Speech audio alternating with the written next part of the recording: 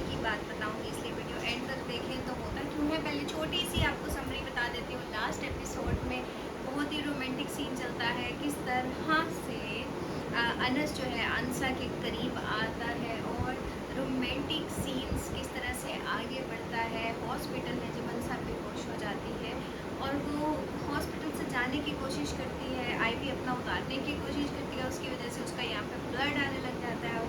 अनस उसका किस तरह से उसकी केयर करता है और सबके सामने देखे बगैर वो उसे कहता है क्या कर रही हो तुम, तुम्हें अपना ख्याल रखना है। और फिर डॉक्टर को कहता है मैं कहीं नहीं जाऊँगा।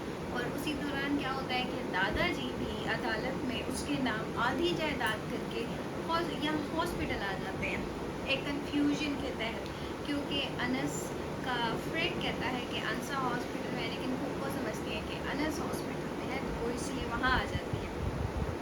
तो अब आज के एपिसोड में क्या होने जा रहा है या क्या होगा, वो ऐसा होगा कि अंसा निकाह नहीं करेगी। हर ड्रामे में ये नहीं होता कि ऐसे अचानक शादी करते हैं और उसके बाद फिर एज अ कपल उनको स्टार्ट करवा दें। ऑडियंस को थोड़ी सी क्यूरियोसिटी पैदा करते हैं ये कि कब होगा कब होगा। जैसे अगर आपको याद हो, इसी राइटर का कहानी, इसी राइटर की का ही ड्रामा था मेरे हमसफ़र। मेरे हमसफ़र में भी ऐसे ही फ़ौरन से फरहान और हानिया की शादी नहीं हो गई थी, हालांकि हमजा के साथ बहुत टाइम लगा था, उसके बाद जाकर शादी हुई थी।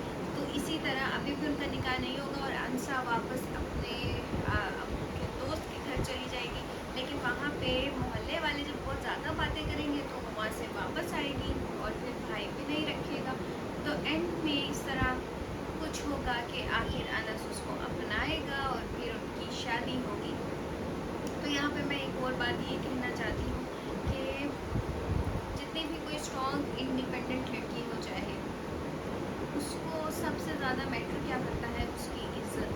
उसकी इज़्ज़त किस तरह से महफूज है, और अगर उसकी इज़्ज़त पे ज़रा सी भी बात आ जाए तो वो अंदर से बिल्कुल टूट जाती है। सेम यही हाल होता है अंसा का, क्योंकि जैसे ही उसकी वीडियो वायरल होती है, जितनी भी वो स्ट्रॉन्ग थी, अब उसके अंदर वो वाली स्ट्रेंथ नहीं रही। वो अपने भाई का हार्ट ढूंढ रही है प्रोटेक्शन के लिए, क्योंकि अगर कभी भी किसी लड़की पे इल्ज़ाम लगे, दुनिया वाले उस पर बातें बनाए, तो वो सबसे पहले अपने अपने फादर का, अपने भाई का या अपने हस्बैंड का, इन्हीं का ही सहारा ढूंढती है कि वो उसको प्रोटेक्ट करें। लेकिन अगर वही उसी वक्त उससे हाथ उठा लें तो उस लड़की का कोई ठिकाना नहीं रहता, कोई घर नहीं रहता और वो अंदर से बिल्कुल टूट जाती है। तो ये बहुत अच्छी बात है हमारे इस ड्रामे में दिखाई है कि